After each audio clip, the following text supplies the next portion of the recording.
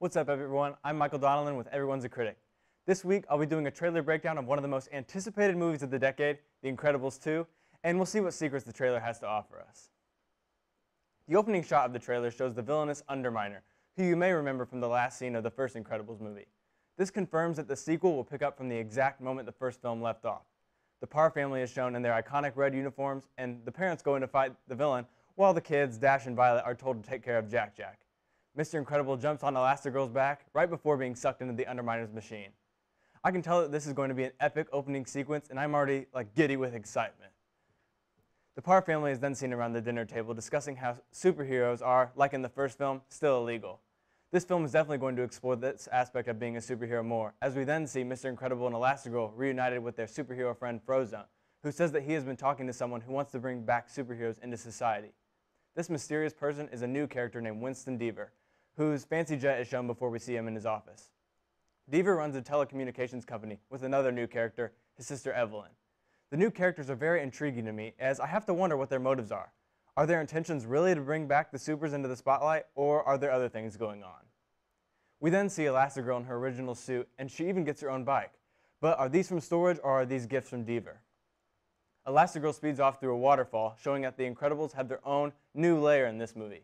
And I really hope that there are some cool shots of the Parrs suiting up in their lair, as that would have a lot of cool drawbacks to old superhero cartoons.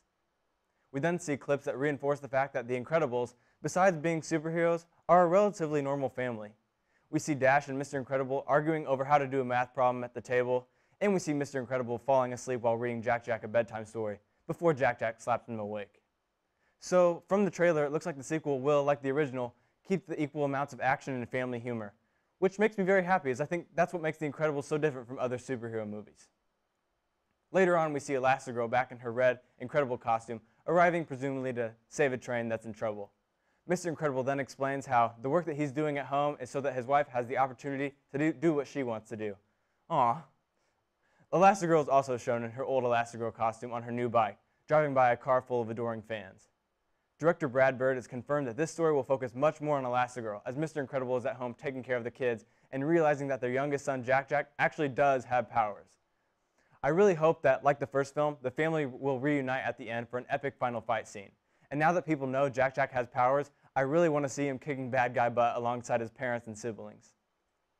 In the next scene, as Mr. Incredible, Frozone, Dash, and Violet talk, Jack Jack teleports from the couch to the kitchen counter to get a cookie. But when Mr. Incredible makes him angry, he shapeshifts into the purple monster that we remember from the final fight with Syndrome in the last film. And then he begins jumping on his dad and biting his arm. These are probably going to be very funny and exciting scenes, and I am very excited to see how the family reacts to the discovery of Jack Jack's powers, as even by the end of the first movie, the only one who had interaction with his powers was Syndrome, who got sucked into the engine of his jet. #NoCapes. The logo for the film then flashes along with the iconic theme by Michael Giacchino, who is back to score this film. And then we see the Queen herself in all of her shortness.